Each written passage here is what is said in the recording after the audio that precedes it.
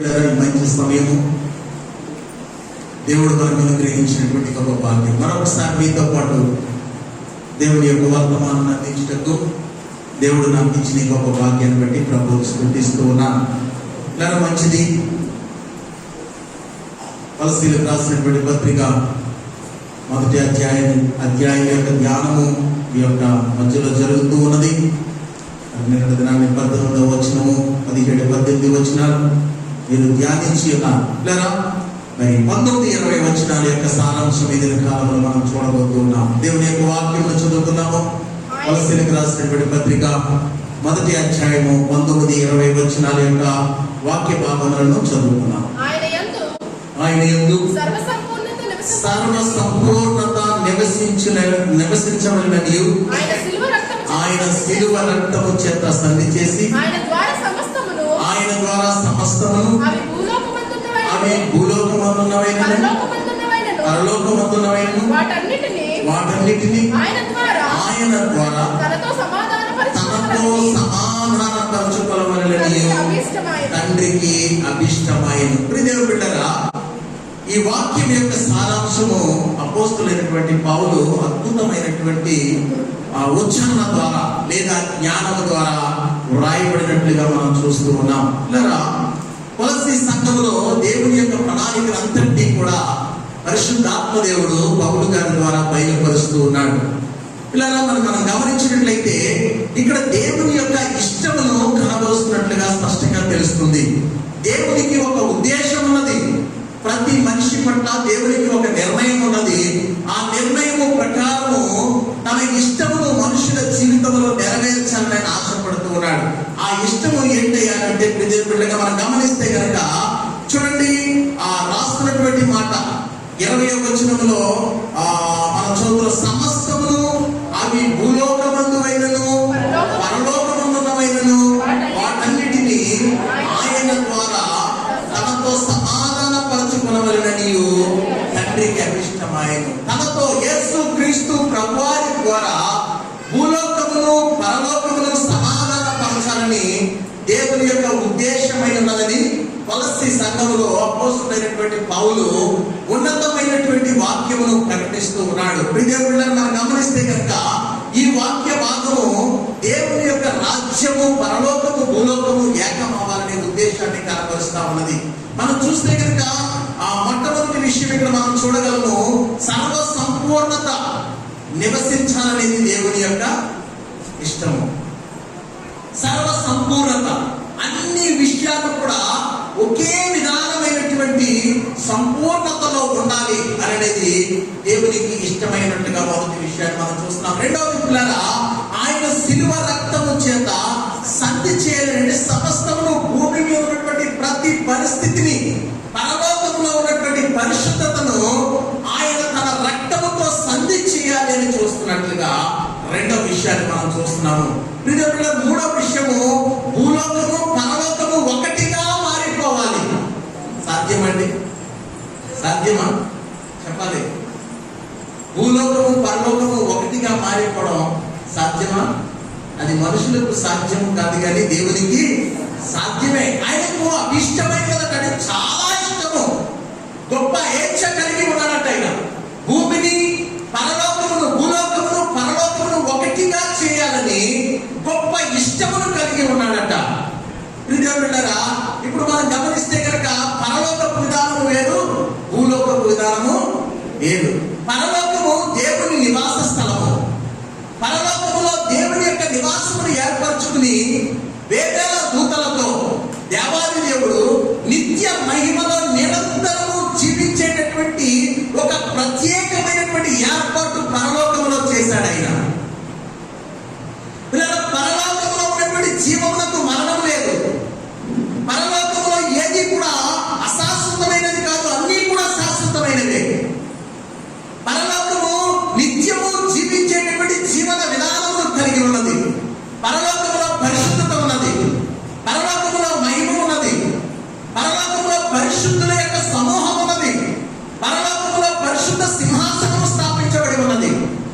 పరలోకంలో పరిశుద్ధుడైనటువంటి దేవుడు కూడా నివాసం ఉన్నాడు. దేవుని యొక్క నివాసం ఎల్లప్పుడూ కూడా శాశ్వతమైనదే.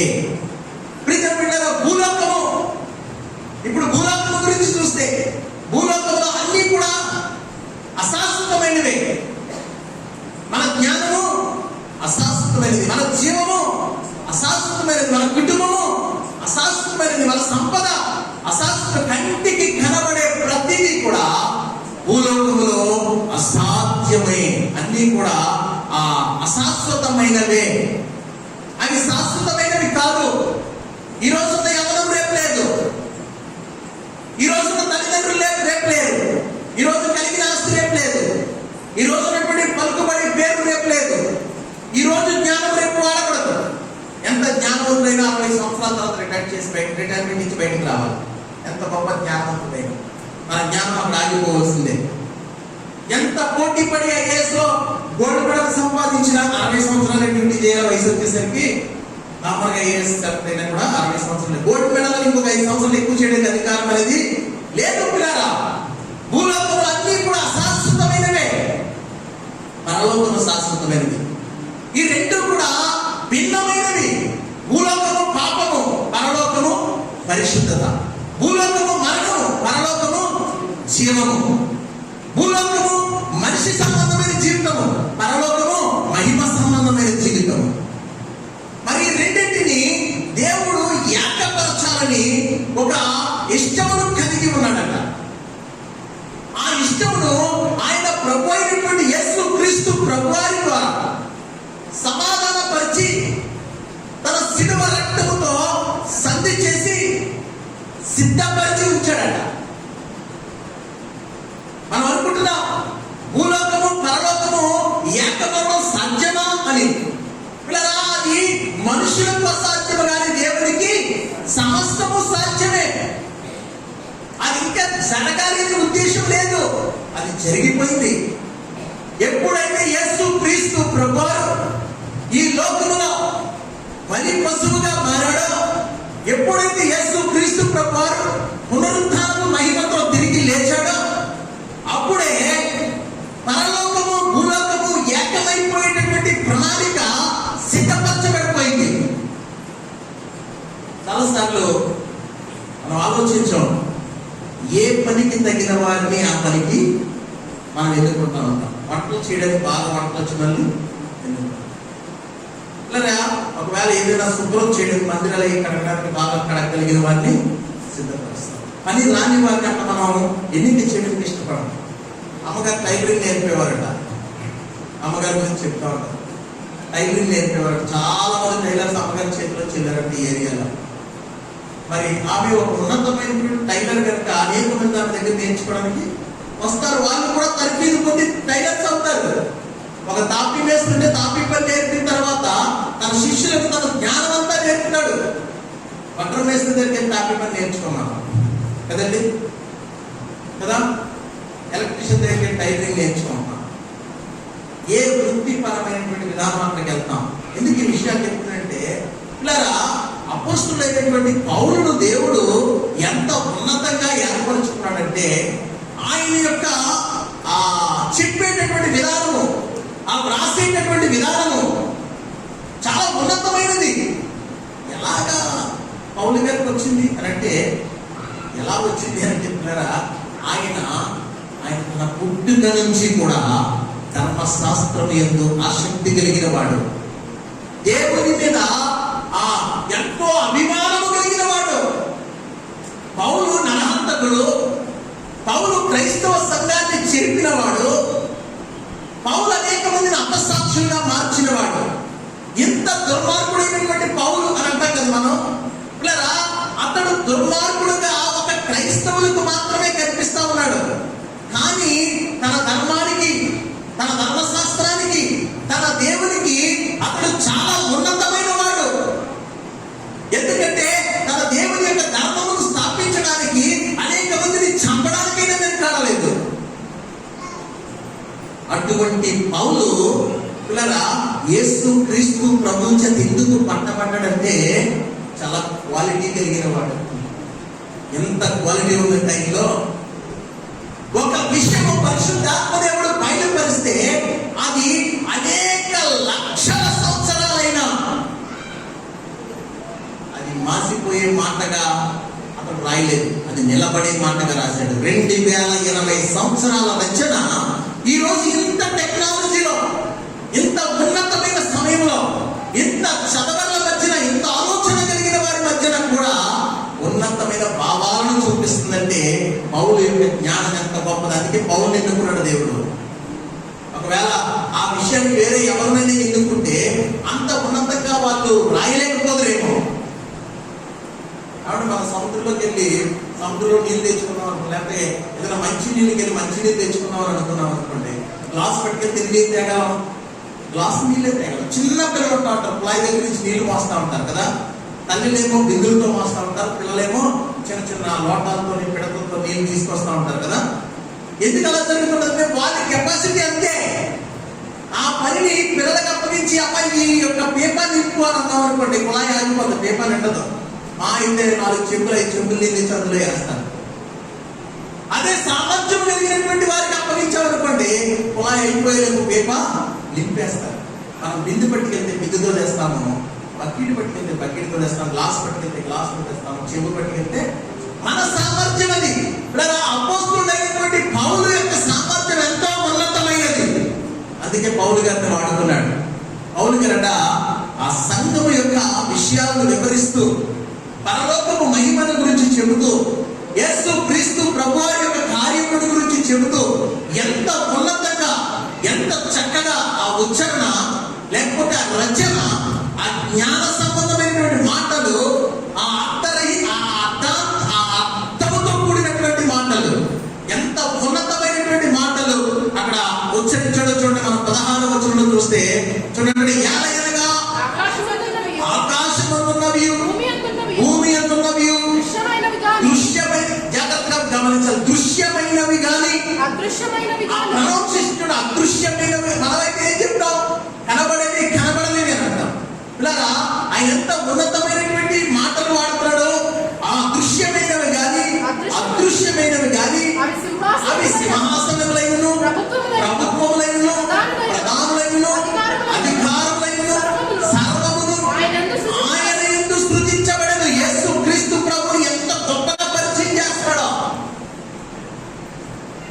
మనం అనుకుంటాం యేసు క్రీస్తు ప్రభు ఎవరు అని అనుకుంటాం. యేసు క్రీస్తు ప్రభు ఎవరు చెప్తున్నాడని పౌలు ఇక్కడ చాలా ఉన్నతంగా ఆయన గురించి చెప్తున్నాడు. చూడండి, ఆకాశం ఉన్నది, భూమి ఉన్నది, దృశ్యమైనది అదృశ్యమైనవి, సింహాసనములు, ప్రభుత్వాలు, ప్రధానులు, అధికారములు సర్వము ఆయన యందు, ఆయన చేత సృజించబడ్డాయట. ఎవరి చేత?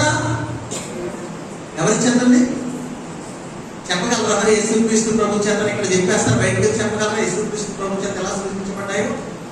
ఆ వివరణ మనకు తెలుసా? అసలు యేసు ప్రభు ఎప్పటి వాడు అంటే 2020 సంవత్సరాల క్రితమే కదా యేసు ప్రభు వచ్చాడు అంటారు. అప్పుడు ఆ వివరణ మనం ఇవ్వగలమా? ఇవ్వగలమండి? కాదు, ఆయన మొదటి వాడని చెప్పగలమా? చెప్పగలగాలి కదా.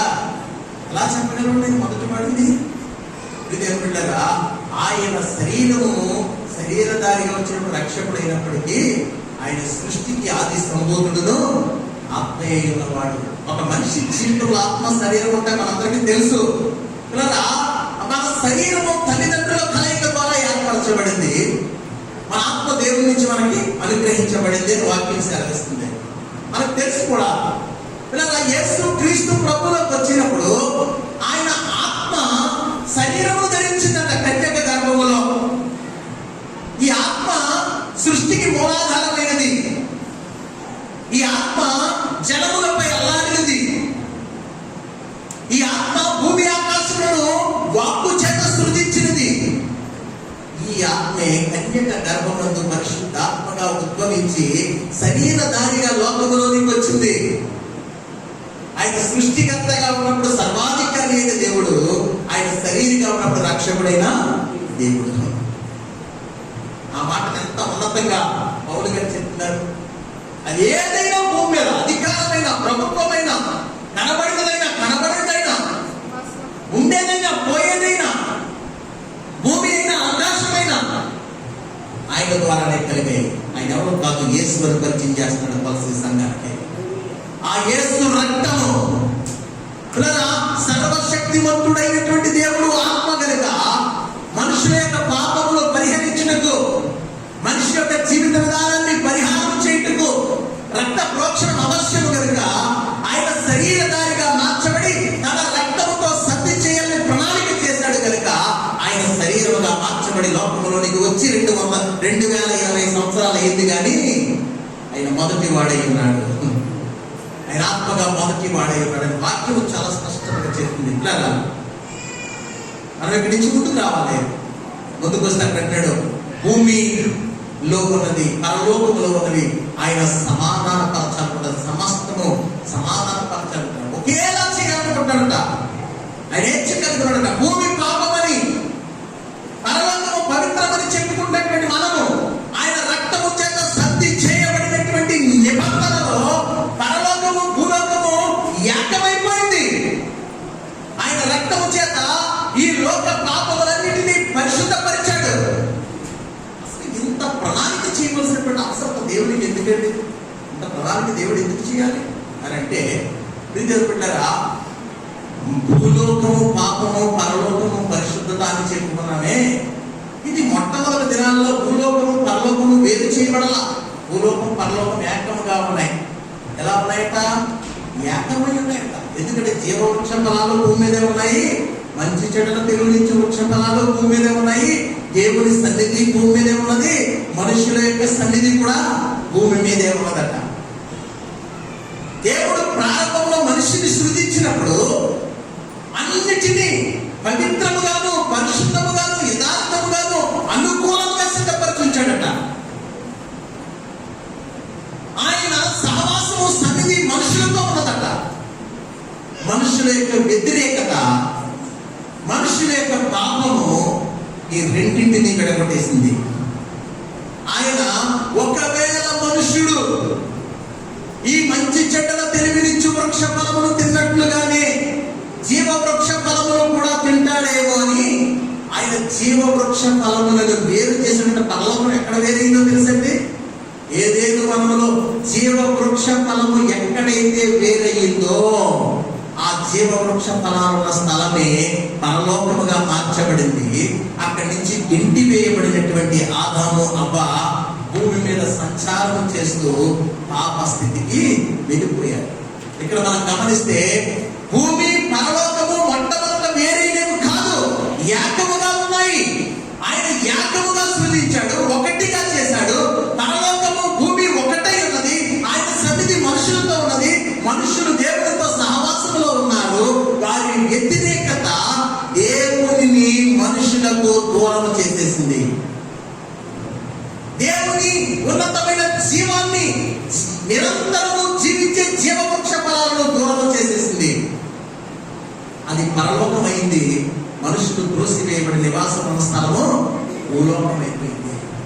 ఇప్పుడు ఈ దూరం ఎంతవరకు పెరిగిపోయిందంటే మనుషులు విస్తారమైన పాపములోనికి వెళ్ళిపోవడం వలన దేవుని హృదయం సంతాపముంది. ఆయన మనుషులకు మరింత దూరముగా వెళ్ళిపోవడం వలన ఆయన సన్నిధిని మనం కోల్పోయి, ఆయన పరిస్థితిని మనం కోల్పోయి ఎలా ఉంటాడో మనం చూడలేక ఈరోజు వెతుకుతున్నటువంటి ఆ వెతుకులాటలో మనం వెతుకుతున్నాం దేవుణ్ణి. ఆ వెతుకులాటలోనట ఎవరు దేవుడో తెలియక కొత్తగా కనబడిన వేషం వల్ల దేవుడు అయిపోయాడట. ఎవరు కొత్తగా కనబడతాయినా దేవుడే, ఎవరు చిన్న మహిమ చేస్తే అయినా ఈడే దేవుడేమో. ప్రియమైన బిడ్డలారా, దేవుడు మనుషులతో నివాసము చేయలేదు. తర్వాత దేవుడు మనుషులకు దూరం అయిపోయాడు, కనుమరుగు అయిపోయాడు. ఆయన స్వరాన్ని కూడా వారు వినలేక పరిస్థితి వచ్చింది. ఎందుకంటే ఆయనకు చాలా పశ్చాత్తాపం కలిగింది. ఆదికాండము 6వ అధ్యాయం చూస్తాం విషయాన్ని. చూస్తే కనుక ఆయన సృష్టి ఆరంభంలో భూమిని సృష్టించినప్పుడంట ఆయన మనసు ఎంతో నెమ్మది నొందిందంట. చూడండి, మనం చూస్తాం అక్కడ దేవుని యొక్క వాక్యము. ఆదికాండం 1వ అధ్యాయం 31వ వచనం. దేవుడు తాను చేసినది యావత్తు చూచినప్పుడు, జాగ్రత్తగా వినండి, దేవుడు తాను చేసిన యావత్తు మొత్తాన్ని చూసినప్పుడు అది చాలా మంచిదై ఉంది. అది చాలా నెమ్మదించేదిగా ఉంది. అది చాలా ప్రశాంతమైనదిగా ఉంది. అది చాలా పరిశుద్ధమైనదిగా ఉంది. అది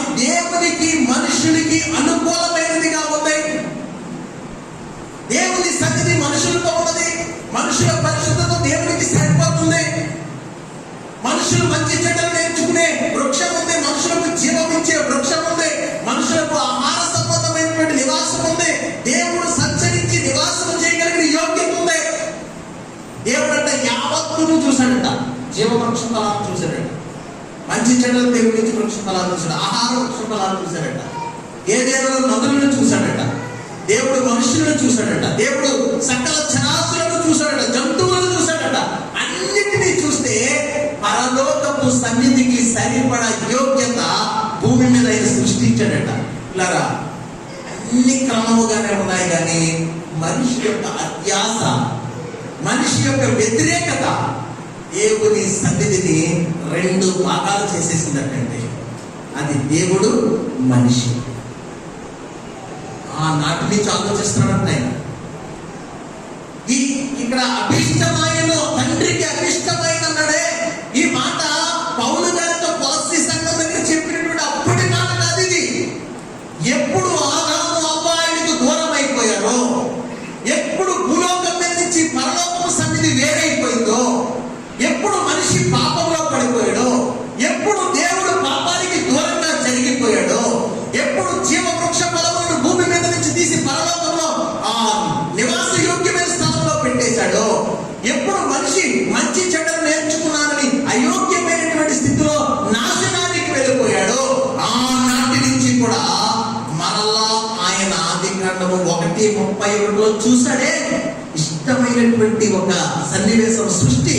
దానిని చూడాలని ఆనాటి నుంచి ఇష్టంగా ఉన్నాడంటే అది భూమి మీద లేకుండా, పరలోకంలో లేకుండా అయిపోయింది. పరలోకము సంపూర్ణంగా లేదు, భూమి పరిశుద్ధంగా లేదు. ఇప్పుడు భూమి పరలోకము కలిస్తేనే ఆయన సృష్టి యొక్క సంపూర్ణత. అసలు దేవాది దేవుడు మనిషిగా మారడానికి గల కారణం ఏంటో తెలుసండి? ఆయన సమస్తము సంపూర్ణం చేయాలనుకున్నాడట. అంటే ఆయన ఉద్దేశంలో ఏదనుకున్నాడో దాన్ని ఆయన చూడాలనుకున్నాడట. ఆయన చూద్దాము అనుకునే సమయానికి మనుషులు చేసినటువంటి దౌర్భాగ్యమైన పాపము ఆ యొక్క పరిస్థితిని విచ్ఛిన్నం చేసి విడగొట్టేసిందట. ఆ నాటి నుంచి ఈనాటి వరకు కొన్ని కోట్ల సంవత్సరాల్లో, చరిత్ర ప్రకారంగా, బైబిల్ ప్రకారంగా అనేక వేల సంవత్సరాలు దేవుడు బిడ్డగా దేవుడు అనుకున్నటువంటి ఆ ఉద్దేశం నెరవేరలేదు. అప్పుడు ఆయన ఒక ప్రణాళిక చేశారట. నేను ఆత్మ ద్వారా ఉన్నవాడను, మనుషులు శరీరం ద్వారా ఉన్నవాడు. చాలా చక్కగా అర్థం చేసుకోవచ్చు. దేవుడు ఆత్మై ఉన్నాడు, మనుషులు శరీరమై ఉన్నారు. మనుషులు పాపమై ఉన్నారు, దేవుడు పరిశుద్ధుడై ఉన్నాడు. ఇప్పుడు ఈ రెండింటినీ సంధి చేయాలని, కలపాలి అంటే ఇద్దరు రాజుల మధ్యలో గొడవ వచ్చింది అనుకోండి, ఇద్దరు స్నేహితుల మధ్యలో గొడవ వచ్చింది అనుకోండి, ఇద్దరు వ్యాపారవేత్తల మధ్యలో గొడవ వచ్చింది అనుకోండి, ఇద్దరు రాజకీయ నాయకుల మధ్యలో, మంత్రుల మధ్యలో గొడవ వచ్చింది అనుకోండి, మధ్యలో కలపడానికి ఒక మధ్యవర్తి కావాలి.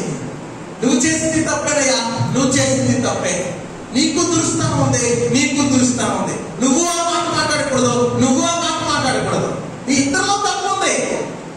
కానీ మీరిద్దరు విడిపోతే మాత్రము మీ ఇద్దరికి నష్టం ఉంది, మీరిద్దరు కలిస్తే మాత్రము మీ ఇద్దరికి లాభం ఉందని ఆలోచిస్తూ ఉంటారే. ఆలోచించి వారు చేసిన తప్పిదాలను విమర్శించుకుని, వారి తప్పులను సరిదిద్దుకుని, సరే నేను ఏదో పొరపాటు మాట అన్నాను, మరి అతను అన్నాడు కదా, నేను పొరపాటునే అన్నాను, అయితే మీరిద్దరు చేతులు కలపండి, ఆ మాట ఇక్కడ వదిలేసేయండి, ఎక్కడి నుంచి మీరిద్దరు ఏకముగా ఉండి సాధించండి పట్టు అని మధ్యవర్తి ఎలాగైతే విడిపోయిన ఇద్దరు వ్యక్తులను, లేకపోతే విడిపోయిన ఇద్దరు మంత్రులను, విడిపోయిన ఇద్దరు స్నేహితులను కలుపుతాడు. ప్రియజనులారా, దేవుని సన్నిధిని, మానవుల యొక్క పాపమును రెండింటినీ పరిశుద్ధపరిచి కలుపుటకు ఆయనే శరీరధారిగా రావాల్సి వచ్చిందట. ఎవరైనా ఒక మనిషిని పెట్టొచ్చు కదా, ఎవరైనా ఒక ఉన్నతమైన వ్యక్తిని పెట్టి మధ్యవర్తిగా నిలబెట్టి దేవునికి మనుషులకు మధ్యలో మోషేనే బలిచ్చేయచ్చు కదా, దావీదునే బలిగా చేయొచ్చు కదా, యాకోబునే వాడుకోవచ్చు కదా, యోసేపునే వాడుకోవచ్చు కదా, ఎందుకు వాడుకోలేదు? నీకు ఎప్పుడైనా వచ్చిందే అనుమానం?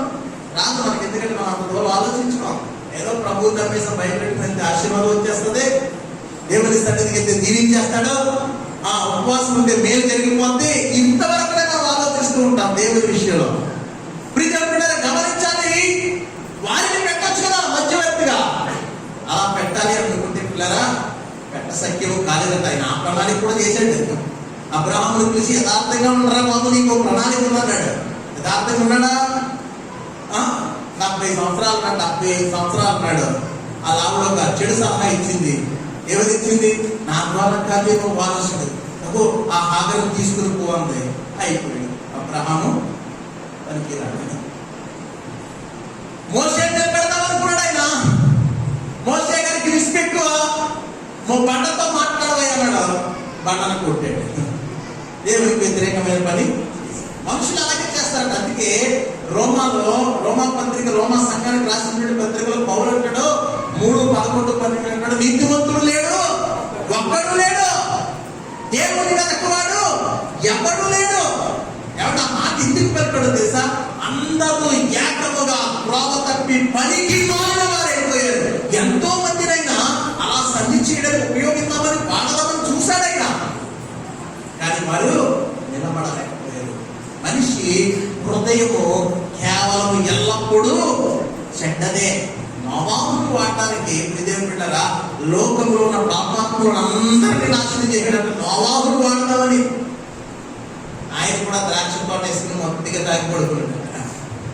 మనిషి కదా, వాడబడలేదు. కాబట్టి దేవుని బిడ్డరా, ఇక ఆయన తన ప్రణాళికను, తన ఇష్టాన్ని, తన ఉద్దేశాన్ని నెరవేర్చడానికి ఆయనే శరీరం ఎత్తాలి అని అనుకున్నాడు. శరీరం రావాలి అంటే మనుషులకు కష్టం, కానీ పిల్లల్ని కనాలంటే మనుషులకు కష్టం, కానీ దేవునికి కష్టమా? బహుమానం ఇచ్చేదే ఆయన. ప్రీతి బిడ్డలారా, ఈరోజు మనం గమనిస్తే ఆయన శరీరధారిగా రావడానికి ప్రణాళిక చేసి యెషయాను తక్కిలేపడం. యెషయా లేవయ్యా, లే, కన్యక గర్భవతి కుమారుని కంటది, అతనికి ఇమ్మానుయేలు పేరు పెడతారు. ఆ రోజు భాషాంతరంలో దేవుడు నీకు తోడని చెప్పు. ఈ రోజు నువ్వు చెప్పే భాష రోజు ఉండదు. ఆయన ఎంత ప్రణాళిక చూడండి. ఈ రోజు నువ్వు చెప్పిన భాష రోజు ఉండదు కనుక భాషాంతరం వాడక, భాషాంతరంలో దేవుడు నీకు తోడని చెప్పొచ్చు. అదే మాట మళ్ళీ మత్తయి సువార్తలో అంటున్నాడు, తన ప్రజలను వారి పాపముల నుండి ఆయన రక్షించును కనుక ఆయనకు యేసు అని పేరు పెట్టిను. యెషయా చెప్పిన ప్రవచనం నెరవేరినట్లు ఇలాగూ జరిగెను. పెట్టారు ఆయనే కన్యక గర్భములు నిచ్చండి. మత్తయి సువార్త 1వ అధ్యాయంలో 18వ వచనంలో చూడండి ఒకసారి. చూడండి, యేసుక్రీస్తు జనన మెట్లనగా, యేసుక్రీస్తు పుట్టినటువంటి విధానము ఎలాంటిది అని అంటే, మనం అది ఎన్ని చదవం, మనం యేసు ప్రభు పుట్టాడు అని అంటా ఉంది. యేసుక్రీస్తు ప్రభు వారి యొక్క జననమునకు ఒక విధానం ఉంది. యేసుక్రీస్తు ప్రభు వారి యొక్క జననమునకు ఒక ప్రణాళిక ఉంది. యేసుక్రీస్తు ప్రభు యొక్క జననములో ఒక ఇష్టం ఉంది. యేసుక్రీస్తు ప్రభు వారి యొక్క జననములో గొప్ప ప్రణాళిక ఉంది. ఆ జనన విధమెట్లనగా ఆయన తల్లి అయిన మరియా యోసేపునకు ప్రదానము చేయబడిన తరువాత ప్రదానం చేయబడింది. ఇంకా వారికి పెళ్లి కాలేదు, వారికి కలిసి సంసారం చేయలేదు, ఏమీ చేయలేదు. ప్రదానము చేయబడినటువంటి కన్య, పరిశుద్ధ కన్య మరియను దేవుడు ఎన్నుకుని ఆమె పరిశుద్ధాత్మ వలన గర్భవతిగా ఉండెను. ఏమండి ఇక్కడ విన్నారా మీరు? ఆమె ఎలా గర్భవతిగా ఉందంట? ఇంటి పక్క ఆయన వలన, లేదా అక్కడ ఎవరు ఉన్న డబ్బులు ఆయన వలన, లేకపోతే ఆమెను ప్రేమించిన ప్రేమికుని వలన. ఎవరి వల్ల గర్భవతిగా ఉందంట? భూలోకంలో స్త్రీలందరి గర్భానికి కారణం లేదు, మరియ గర్భానికి కారణము లేదు. మరియ గర్భం యొక్క కారణము పరిశుద్ధాత్మట. యోసేపు తొందరపడ్డాడట. ఇంకా కిందకు వస్తే చెప్తాడు, యోసేపు తొందరపడ్డాడట, యోసేపు బలహీనపడ్డాడట. మరియను గౌరవంగా వదిలేద్దాం, ఈమెను అవమానపరచకూడదు, రహస్యంగా విడిచిపెట్టకపోతే మరియను రాళ్ళతో పుట్టి చంపుతారు యూదుల యొక్క ఆచారం ప్రకారం. అవునా కాదండి? తను వ్యభిచారం చేసి గర్భం ధరించిందని చెప్పి మరియను ఏం చేస్తారంటే రాళ్ళతో పుట్టి చంపుతారు. యోసేపు యొక్క ఉద్దేశం ఆమెను చంపకూడదని రహస్యంగా వదిలిపెట్టేద్దామని అనుకున్నాడట. ఆయన రహస్యంగా వదిలి వెళ్ళిపోతే కనుక మనుషులందరూ ఏమని చెప్పుకుందరో తెలుసండి, మరియ ఎవరి వల్ల గర్భవతి అయింది అని చెప్పుకుందరు. అందుకు ప్రభు అతను దర్శించి, ఆమె పరిశుద్ధాత్మ వలన గర్భము ధరించినదయ్యా, నువ్వు ఆమెను చేర్చుకున్నట్టుకు భయపడద్దు, నీవు ఆమెను చేర్చడానికి భయపడద్దు. ఆమె కన్యత్వానికి ఏ లోపము లేదు. ఆమె కన్యత్వాన్ని తాకితే గర్భవతి అవ్వలేదు. ఆమె పరిశుద్ధాత్మ వలన గర్భవతయింది అని చెప్పాడు. బిడ్డారా, ఎంత ఉన్నతమైన జన్మ అండి. ఇంతవరకు ఏ మానవునికి ఈ జన్మ రహస్యము లేదు. ఎందుకంటే ఆయన మానవుడు కాదు, దైవ మానవుడు. పరిశుద్ధాత్మ గర్భములోనికి వెళ్తే గర్భంలో ఉన్నటువంటి క్రియ శరీరాన్ని చేసింది. ఆయన పాపము లేని పరిశుద్ధుడిగా ఉద్భవించాడు. ఎందుకంటే తన రక్తముతో సంధి చేయాలనే ప్రణాళిక ఉంది. ఆయనలోనే సమాధాన పరచాలనే ప్రణాళిక ఉంది. తన రక్తము భూలోకం యొక్క పాపమును పవిత్రపరచాలి. ఆయన పరలోకం నుంచి వచ్చిన వాడు కనుక పరలోకంలో ఏ పరిశుద్ధత ఉందో అదే పరిశుద్ధత భూలోకంలో కూడా కలగాలి. తలసారి రక్తం ఇస్తుంటాం, మనం రక్తదానం చేస్తుంటాం. ఇలా మనిషిలో అందరిలో రక్తం ఉంది కదా అనేసి రక్తాన్ని పెట్టి మనం ప్యాకెట్ ఏది పెడితే పెట్టేది. పొరపాటు ఎవరికైనా దెబ్బలు తగిలి పడిపోయినటువంటి మొట్టమొదట పోయినటువంటి ఎవరి రక్తం అయితే పోయిందో, ఎవరికి రక్తం కావాలో వారి యొక్క రక్తపు నమూనా తీసుకుని వారు ఏ గ్రూప్ చెక్ చేస్తారు. మొట్టమొదట మళ్ళీ ఆ గ్రూప్ లో సెల్స్ చెక్ చేస్తారు.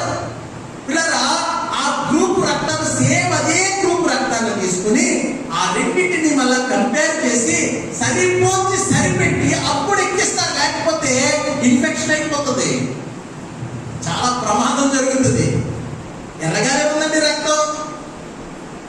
ఎందుకు ఈ మానవ అంటే పరలోకములో ఏ పరిశుద్ధత ఉన్నదో అదే పరిశుద్ధత భూలోకములో కూడా కలగాలి. అప్పుడే రెండు సమానం అవుతాయి.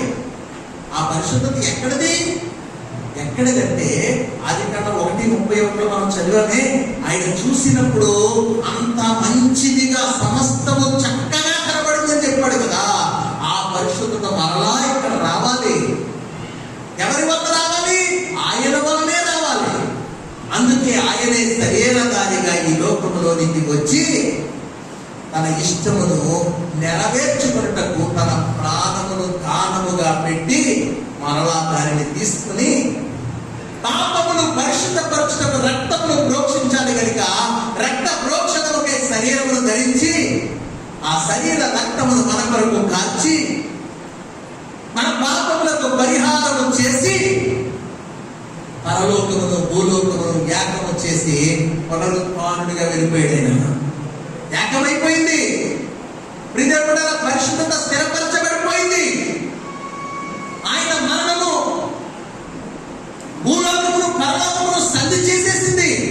కానీ ఇంకా భూలోకంలో ఉన్నటువంటి మనుషులు ఆయన పరిశుద్ధతను కోరుకోకపోవడం వలన ఆలస్యం అవుతుంది. కానీ లేకపోతే ఆయన ఈ పాటికి ఎప్పుడో మరలా వచ్చి అందరినీ అక్కడికి తీసుకెళ్లి ఒకే స్థలాన్ని మరలా సిద్ధపరిచేయాలి. మరలా మొట్టమొదట ఏ సృష్టినైతే ఆయన ఏర్పరిచాడో పక్కనే జీవ వృక్ష ఫలము, పక్కనే మంచి చెడ్డల తెలివినిచ్చు వృక్ష ఫలము, ఆ పక్కనే వివేచనతో కూడినటువంటి జ్ఞానము, పరిశుద్ధ మహిమ, పరిశుద్ధ సింహాసనము, దేవుని సన్నిధి, దేవునితో ఉండేటటువంటి యోగ్యత, నిత్యమైన రాజ్యము, నిశ్చలమైన స్థితి, యుగ యుగములు బ్రతికే అర్హత అన్నీ కూడా అక్కడ ఉంటాయి. భూమి మీద లేవు. ఎప్పుడైతే యేసు క్రీస్తు ప్రభువునందు మనకు సంపూర్ణులుగా చేయబడతామో అప్పుడు పరలోకము భూలోకము సమానం అవుతుంది. ఎవరిని బట్టి ఆలస్యం అవుతుందంట?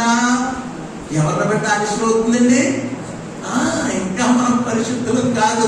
ఆదివారం పరిశుద్ధులు, వాక్యాన్ని విని సోమవారం కొద్దిగా జారిపోతాం, మంగళవారం ఇంకా కొంచెం మలిన పెట్టుకుంటుంది, బుధవారం సగం పాపంలోకి పోతాం, గురువారం పూర్తిగా పాపులు అయిపోతాం, శుక్రవారం ప్రభువా క్షమించుంటాం, శనివారం దేవుని సన్నిధిలోకి లొప్పేసుకోవాలనుకుంటాం, ఆదివారం వచ్చి మళ్ళీ పరిశుద్ధులు అయిపోతాం. ప్రియదేవులారా, ఆయన అనుకుంటున్నాడట, అయ్యో ఈ గురువారం వెళ్దాం అని అనుకుంటే గురువారం మనం ఎట్లున్నాం?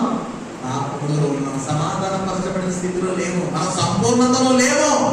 కాబట్టి పిల్లరా, నీవు ఎప్పుడు సంపూర్ణుడవో, నీవెప్పుడు స్థిరుడవో, నీవెప్పుడు ఉన్నవాడుగా ఉంటావో, ఎప్పుడు అనువాడిగా ఉంటావో అప్పుడు ఆయనతో సమాధానపరచబడే సంధి ఒక్కటైపోతుంది. ఆ రోజు ఆయన మహిమ సింహాసనం మీద మనల్ని ఆహ్వానించడానికి సిద్ధంగా ముందుకు వస్తాడు. అది దేవుని యొక్క ప్రణాళిక. కాబట్టి పిల్లరా, ఇక్కడ చెప్తున్నటువంటి మాటలో చక్కగా చెప్తున్నాడు 3 విషయాలు. సర్వ సంపూర్ణత నివాసము చేయాలని ఆయనకి ఇష్టము. ఆయన శిలువ రక్తంతో సంధి చేయాలని ఇష్టము. భూలోకము పరలోకము ఒకటిగా ఉన్నారు. రెండు జరిగిపోయి ఇందులో రెండు జరిగి సర్వ సంపూర్ణత నివాసం ఉండాలని ప్రణాళిక నెరవేర్చేశాడు. భూమి మీద పరలోకంలో ఉన్న దూతలకి ఒకే నిబంధన ఆయన ఏర్పాటు చేశాడు. పిల్లారా, మరి మనం గమనిస్తే కనుక అది సంపూర్ణమవుతుంది. రెండవ విషయాన్ని మనం చూస్తున్నాము, ఆయన శిలువ రక్తంతో సంధి చేయాలనుకున్నాడు. అది కూడా జరిగిపోయింది. ఆయన శిలువ రక్తం 2000 సంవత్సరాల క్రితమే భూమి మీద చిందించబడింది. ఆ శిలువ రక్తంలో రక్షించబడిన వారందరికీ పాప విమోచన, పరిశుద్ధత కలుగుతుంది. ఆ పరిశుద్ధత పరలోకపు మహిమను మనిషికి ఇస్తుంది. పరలోకంలోకి వెళ్ళిపోయే అర్హత మనిషి సంపాదించేస్తాడు. అది జరిగిపోయింది. కానీ భూమి పరలోకం మాత్రమే ఇంకా ఒకటిగా మార్చబడలేదు. ఆ దినము కోసం ఆయన ఎదురు చూస్తున్నాడంటే ఆ గడి ఎప్పుడో మనకి తెలియదు. ఆ సమయం ఎప్పుడో మనకి తెలియదు. దేవుని బిడ్డలారా, చివరిగా మీకు ఒక విలువైనటువంటి విషయాన్ని నేను తెలియచేయాలని ఇష్టపడుతున్నాను. అదేంటో తెలుసండి? ఆ విలువైన విషయం ఏంటో తెలుసా? ఆయన రెప్పపాటున వస్తాడట. ఎప్పుడు వస్తాడండి? రెప్పపాటున వస్తాడట. ఆయన వచ్చేసరికి నువ్వు ఏ స్థితిలో ఉంటావో నిన్ను నువ్వు పరిశీలన చేసుకోమని మనతో చెప్తున్నాడు. ఇంకా ఆయన చాలా విసిగిపోయి ఉంటాడు. అప్పుడు ఎలా ఉంటాడండి? ప్రేమామయుడైనటువంటి గొర్రె పిల్ల యేసుగా ఉంటాడా? ఎలా ఉంటాడని రాయబడింది. ఆయన ఎలా ఉంటాడంట? మీకు తెలీదా? గర్జించు. అప్పుడు ఆయన గర్జించు. ఎందుకు గర్జించే సింహం ఇప్పుడు గొర్రె పిల్ల? విసిగిపోయాడైనా మన వేషాలకి, మన క్రియలకైనా వెక్సైపోయాడైనా. పిల్లల చివరికైనా ఉగ్రతతో వచ్చిన వాళ్ళని తెచ్చుకున్నాం, రానోళ్ళని నాశనం చేస్తామని వస్తాడంట. అప్పుడు ఎంత బాగుంటుందండి? బాగుంటే, పరిశుద్ధతలో ఉంటే, పరలోక అనుభవంలో ఉంటే, రక్తంలో కడగబడిన నిబంధనలో ఉంటే, సమాధాన పరచబడే అర్హత ఉంటే ఇన్ని అప్పరాపలేదు. రెప్ప పాటున మహిమగా మారిపోతామంట. ఆ అర్హత లేని వాళ్ళందరూ భూమి మీద విడిచిపెట్టబడతారంట. నువ్వు ఎక్కడున్నావో అవును. పరిస్థితి సంఘానికి అదే చెప్తున్నాడు. సమాధాన పరచాలని దేవునికి ఉద్దేశం ఉందరా బాబు. ఆయన శిలువ రక్తం ఆల్రెడీ ఉంది. ఆయన సమాధానం పరిచేశాడు. మీ పరిస్థితి మారక, మీ స్థితిగతులు మారక, మీరు పరిశుద్ధులుగా ఉండక ఇంకా ఆలస్యం అవుతుంది. కానీ ఆయన తిరిగి రానై ఉన్నాడు. ఆయన ఏమైనాడు? తిరిగి రానై ఉన్నాడు. ఆయన వచ్చినప్పుడు నువ్వు ఎలా ఉంటావో, ఒకవేళ ఈ ఆరాధన జరుగుతూ ఉన్నప్పుడే కనుక ఆయన వస్తే ఎవరు గుండెలు దాన్ని చేసుకుని ఆలోచించుకొని వెళ్ళగలరా? ఎత్తపడగలమా? ఏం చేసి వచ్చామో ఇక్కడికి, ఎలా ప్రవర్తిస్తున్నావో, ఏం అక్రమం చేశావో, ఏం అబద్ధపడావో, ఏమి ఆలోచన కలిగి ఉన్నావో, దేవుని సన్నిధిలో ఉండి కూడా చెడు తలంపులు, దేవునితో ఉండి కూడా చెడు నిబంధన, దేవుని దగ్గర నిబంధన చేసుకున్నా మోసం చేయడము. లేదా ఈరోజు మేము అందరూ ఒక ప్రశ్న వేస్తాను. ఇప్పుడు ప్రభు వస్తే ఇక్కడ ఉన్న వారందరూ ఎత్తబడతామా? ఇది అందరికీ ప్రశ్న. నీకు, మనందరికి, ఎవరికి వారికో ప్రశ్న. నీవు ఎత్తబడతావా? నీలో మీరే ఎత్తబడతారా? ఎవరి తండ్రి అభిష్టం నీలో నెరవేర్చబడుతుందా లేదా? ఎప్పుడు నెరవేర్చబడుతుంది? నువ్వు ఎత్తబడితే నెరవేర్చబడుతుంది. నువ్వు ఎత్తబడకపోతే నీ పట్ల నెరవేర్పు లేదు. నువ్వు ఎత్తబడతావా? ప్రశ్న వేసుకుని మోకాలి. ప్రభు, నేను ఎత్తబడేదానిగా ఉండాలని ఆశపడుతున్నాను. ఈరోజైనా నీ నిబంధన స్థిరపరచుకో, నీ పరిస్థితిని మార్చుకో. ఆయన యొక్క ఇష్టము నిన్ను మహిమగా మార్చాలని, ఆయన యొక్క ఇష్టము నిన్ను పరలోకంలో అర్హుడిగా చేయాలని. మొట్టమొదటి ఆ నామమును ఆయన ఎలాగ సృజించాడో అలాగే నిన్ను చూడాలని. కానీ నీకు నేను అలా ఉన్నామో లేదో. కానీ ఇప్పుడు ఇంకా అవకాశం ఉన్నాయి, ఇంకా రాలేదు కనుక ఒకవేళ నువ్వు ప్రార్థనలో ఉండగా వస్తే ఎత్తపడాలని నువ్వు కోరుకుంటూ మోకరించాలి. ప్రభా, నీవు ఈ రాత్రి వచ్చినా నేను ఎత్తపడతాను, ఇప్పుడు వచ్చినా ఎత్తపడతాను, రేపు వచ్చినా ఎత్తపడతాను, ఈ దినాలలో నువ్వు ఎప్పుడు వచ్చినా నేను ఎత్తపడతాను ప్రభా అని నిన్ను నువ్వు తీర్మానం చేసుకోగలిగితే పిల్లరా, ఇదే అనుకూల సమయము. క్రైస్తవులుగా జీవించడం కాదు, క్రీస్తులా జీవించాలి. క్రీస్తుని పోలి నడవాలి.